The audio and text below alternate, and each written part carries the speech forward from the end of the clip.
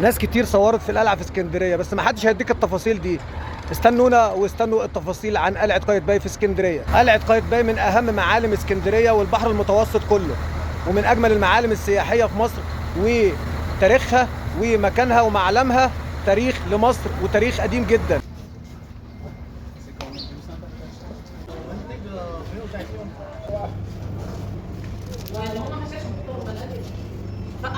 طبعا القلعه هنا كانت مليانه بالجنود، وزي ما انتم شايفين الشبابيك اللي فوق دي كانت بتبقى طبعا فيها جنود اللي هم بيبقوا بيستطلعوا على البحر المتوسط. ولحد النهارده القلعه شاهد على اللي حصل في البحر المتوسط، وكانت مناره للعالم كله. هنا القلعه، قلعه قايتباي في اسكندريه على البحر المتوسط. وده طبعا مش عارف بير بتاع ايه، ده بير مش عارف البير ده بتاع ايه، هنشوفه دلوقتي. لو في حد نقدر نساله هنساله. اهو ده البير او المكان بيودي على تحت، زي ما انتم شايفين مكان تحت عميق جدا.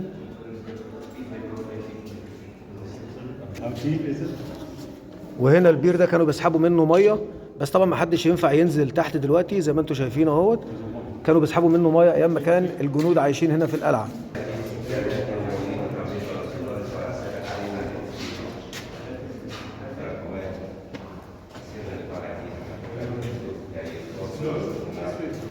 وبالرغم من ان مباني القلعه مباني قديمه، لكن هي كانت بتتبني مبنيه على ارتفاعات زي ما انتم شايفين، ارتفاعات عاليه جدا علشان تقدر تكشف اكتر في البحر. لان طبعا زي ما انتم عارفين كانت القلعه حصن حصين من ناحيه البحر المتوسط لمصر كلها واسكندريه. شايفين الارتفاعات؟ من كام سنه عايش الجدران دي؟ عايشه من كام سنه؟ من كام سنه يا اسكندريه؟ شايفين الارتفاعات عامله ازاي؟ انا هحاول اجيب كده ايه الارتفاع.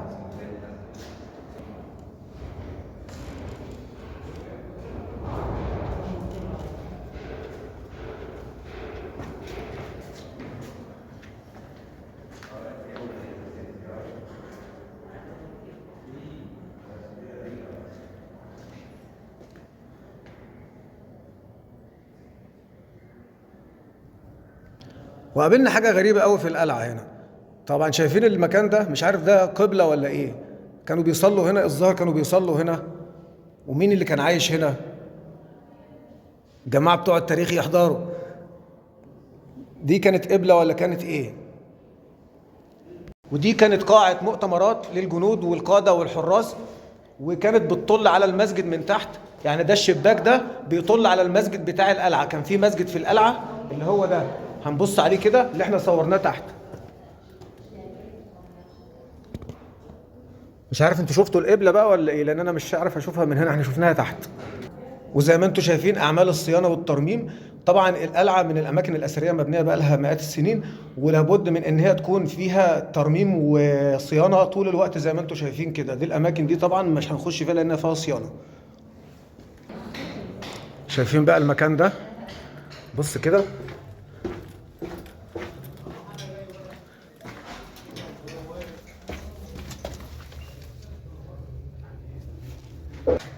هنا المكان ده، الشباك ده بيبص على البحر على طول. انا هوريكم دلوقتي، بيبص على البحر على طول. كان الجندي بيقف في الشباك ده، والحراس بيقفوا للاستطلاع، لان كانت القلعه الحصن الحصين في على البحر المتوسط.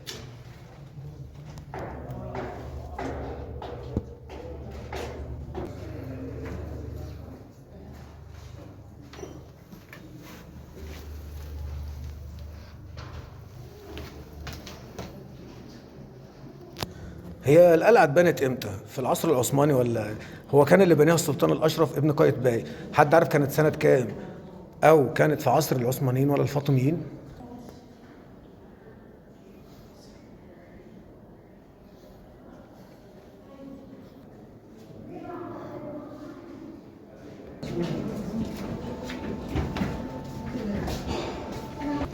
شايفين هنا المباني؟ طبعا ده حجر جيري، وده كان خشب، ده خشب. شايفين الخشب ده؟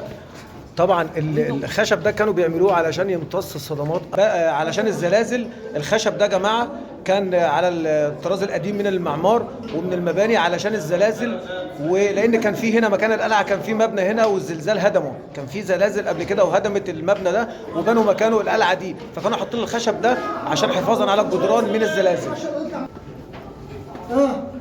يا مسهل يا رب، معانا يا رب، على الله كله.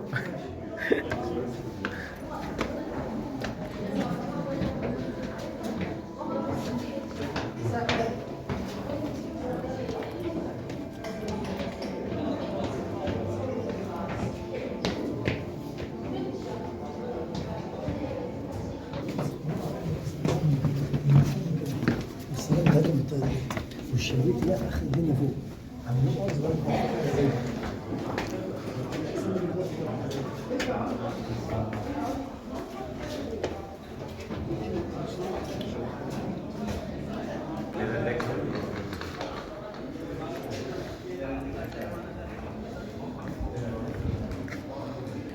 القلعه هنا قلعه قايتباي في اسكندريه 4 طوابق، احنا في الطابق الثاني، ودي طبعا كانت الشبابيك دي زي ما انتم شايفين كده، الشبابيك دي كانت مكان استطلاع الجنود، وكان طبعا الجنود بيقفوا هنا، يعني الجندي بيقف هنا مثلا في الشباك ده علشان استطلاع للبحر، بيبص في البحر. لو نزلنا كده البحر هناك، بس طبعا الاضاءه مش مبينه البحر، احنا ممكن نشوف البحر كده، يعني هو اللي بيقف هنا بيبقى شايف البحر.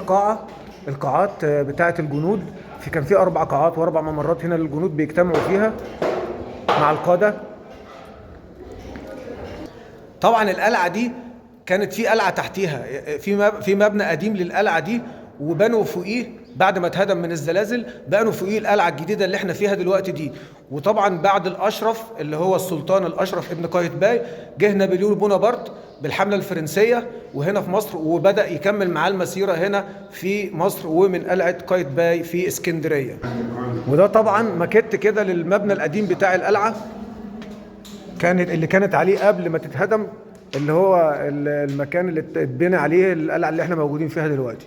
عاملين له تصميم كده اهو، الماكيت اهو عباره عن نموذج للتصميم الاصلي للقلعه، ويشمل المداخل الحقيقيه اللي كانت طبعا قبل تدميرها سنه 1882 على يد الاحتلال الانجليزي، ويشمل ايضا تفاصيل اخرى لم تعد موجوده حاليا. هو ده الماكيت للمبنى القديم، المداخل والمخارج والممرات والقاعات وكل حاجه.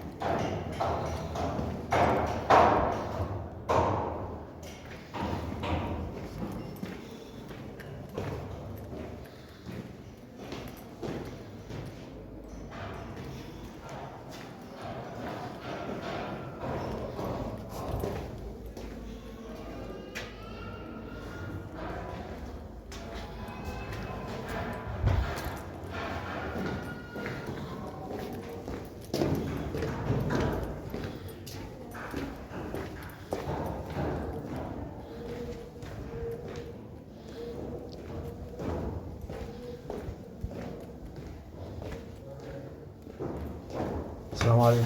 السلام ورحمة الله وبركاته.